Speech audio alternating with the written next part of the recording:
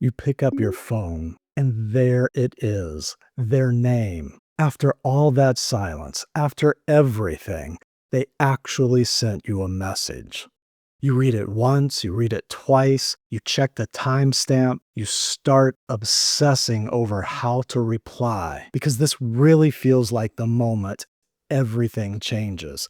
And if you say just the right thing, the relationship will pick back up where it left off. Now, that's not how things work with an avoidant. The conversation might start off okay, maybe a reply or two, but then the replies take longer, the messages get shorter, and eventually they just disappear. Now, there's something about this you should know. There are specific ways of replying that will cause an avoidant to pull away from you. And by the end of this video, you're going to understand exactly what those look like, why they cause that reaction, and what actually gets them to open up and talk to you. Now, you might discover that something here begins to make more sense because we're going to go through the entire thing. I'm going to show you how most people reply, what the avoidant does after, then what you should do instead. Because it often happens that you get that first message and it's casual, like, hey, how are you? Maybe it was something really vague, or maybe it feels a little more warm and genuine. But most often, you're just not sure what they meant by it. So you read it, you check what time they sent it, you read it again, and you start obsessing over every word and how to reply. Now, that's exactly where it starts to go wrong, because how you reply to that message will determine what happens next. But it usually goes one of two ways. One, you treat that first message like a chance to finally explain how much you still care, to see if they still feel that connection between you, or you try to get some kind of closure. Or two, you keep the replies short, you match their energy, you don't ask a bunch of questions, and you don't dive into anything serious or deep. Either way, what happens next is one of those things that makes sense once you step back and look again. So let's start with option one. You told them how you felt. Maybe you said they still meant a lot to you. Maybe you asked if there was still a chance to work things out. Or you finally say everything you've been holding back from saying since the breakup. Now you hit send and wait and wait. Slowly you start to second guess yourself, to feel more anxious, even embarrassed, but somehow relieved. Now, you go back and reread what you wrote. You start picking apart every sentence, but you can't unsend it. So you just sit there, looking at your phone, until suddenly they reply. I'm doing okay. I appreciate you telling me that, or I'm sorry you feel that way. Now, here's where it gets worse. That reply stings and it's confusing, and you start to feel like you've come off too intense. So you send another message, something that feels less intense, just to make the first one seem less dramatic. But here's what's actually going on. They're not seeing this back and forth the same way you see it. You didn't want them to take your message the wrong way. You didn't want that cold reply to be the last thing between you, so you sent a follow-up text. But for an avoidant, that just feels like more to deal with on top of something they haven't even fully processed yet. So they slow down, start to get quiet, replies get shorter, maybe they drift away completely. Now, let's say you go with option two. You keep it short. You don't ask where things stand. You don't ask if there's still a chance to work things out.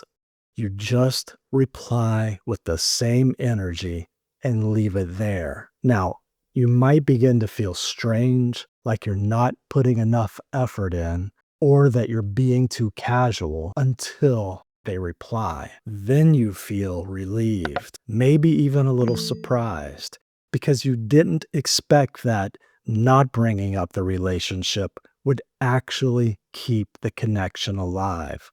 Now, I want you to notice what happens when you look at the next part of this pattern, because this is where most people lose the chance to keep the conversation going. Let's say you keep it low pressure and they start to reply more frequently. Your conversations start to feel more normal, feel more relaxed. And because things are going so well, you take that as a sign to go deeper. Your messages get a little longer. You ask them to meet up. You say you want to talk about the relationship, and they start replying slower, sending shorter messages, or disappear completely. And this is where most people make the same mistake again, because it feels like you're doing something wrong and you need to fix it. So you send another message. Hey, are you okay? Then two more texts. I miss you. Why are you ignoring me? I'm sorry if I upset you. Let's talk. Because you just need something from them to get things back on track. But what looks like the right thing to do often causes more problems because the connection is still fragile.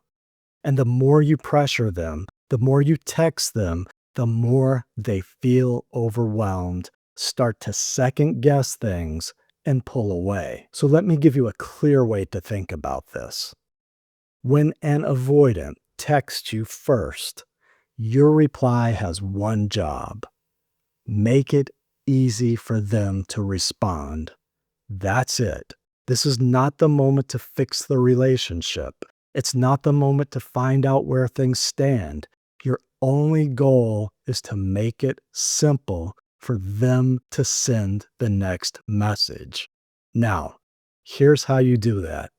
Keep the reply short, 1 to 3 sentences. Match their energy. If their message was casual and light, your reply should be casual and light. If their message was 2 sentences, make yours around 2 sentences. And the reason I say that is because a long reply feels like things are about to get deep before they're ready.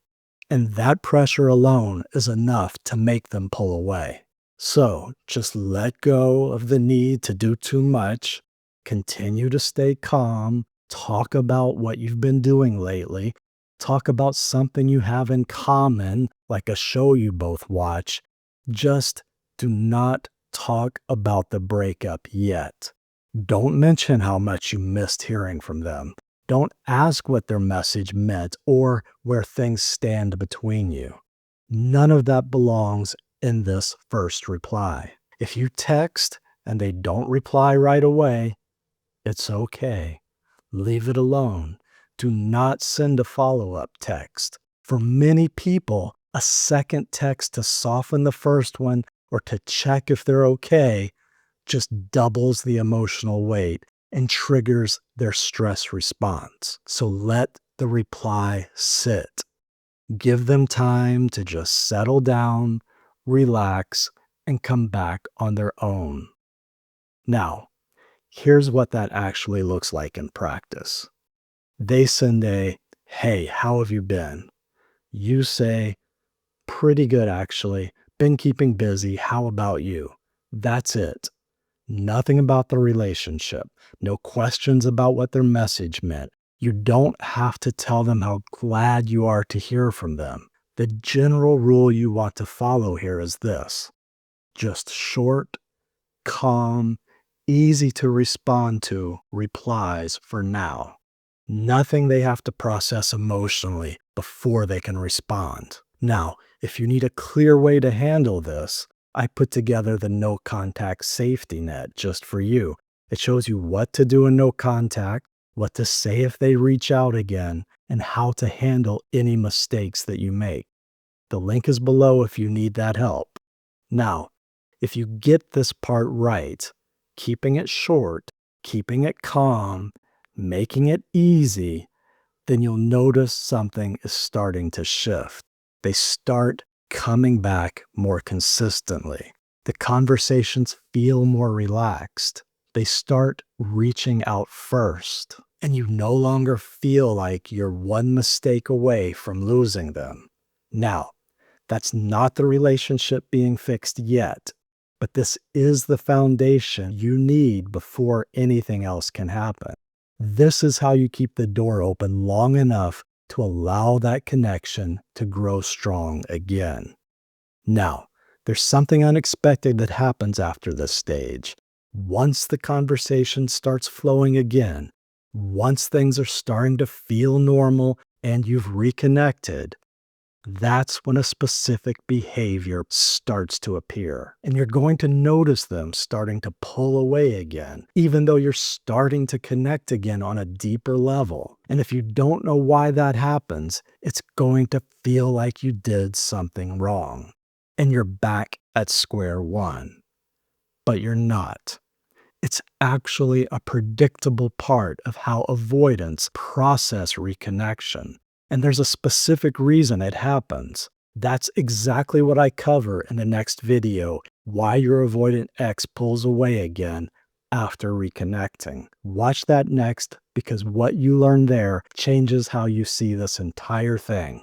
Now, you're starting to learn how this actually works, and that's already putting you ahead of where most people are. So drop a comment below and let everyone know, did they reach out first, or were you the one who broke no contact? Because it can really help other people who are going through the same thing right now.